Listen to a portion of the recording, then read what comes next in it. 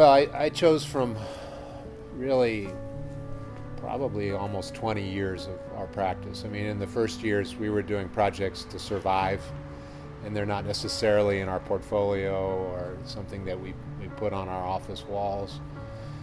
We've had a long-standing relationship with Stanford University for now about 23 years, and they are the absolute mothership client. They've sustained our practice and helped us grow and have been, I mean, just the most wonderful client one could ever hope for. And in about 2000, we got to work on one of their great Bakewell and Brown buildings, the Toyon Hall. This was one of the projects that I submitted. And we had to do $10 million of summer renovation in between graduation and when the students came back. And the technical challenges of that project, it was a historic building. It had a lot of life safety issues and accessibility issues. That was the first time that I recall kind of after that project feeling like, I'm starting to get the hang of this architecture business. I think my colleagues would scoff at the notion of me being anything of a futurist. As I said earlier, I draw on yellow trays with sign pens.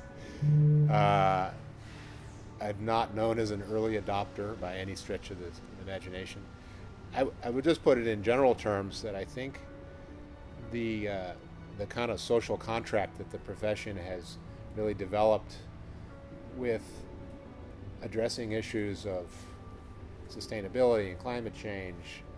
You see people tackling kind of urban infrastructure issues of sea level rise.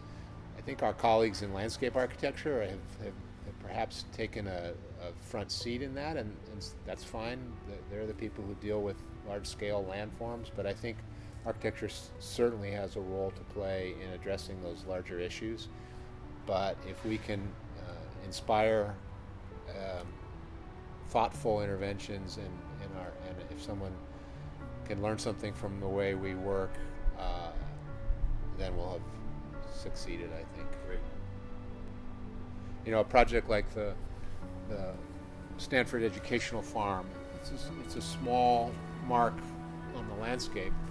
The biggest and most important piece of that project is the farm, the fields themselves. The buildings that we did are really structures of utility, and we used some of the classic systems and architectural solutions that you have seen in centuries of those types of buildings, both in terms of their plan and their section, their orientation, and their relationship to one another. And then we tried to make them as beautiful and elegant as possible in an economical way. And so that's a project that's a fairly modest one, but I think I'm very proud of, because I think the people who are going to use that, and it's going to be everyone from school kids on field trips to Stanford students learning sustainable agriculture. I think that it has the potential to influence generations of people in a kind of a quiet way. It's not about architecture, it's about the mission of what that's doing. And I think that's the hallmark of our work, is to try to support the mission of the people who we're working for.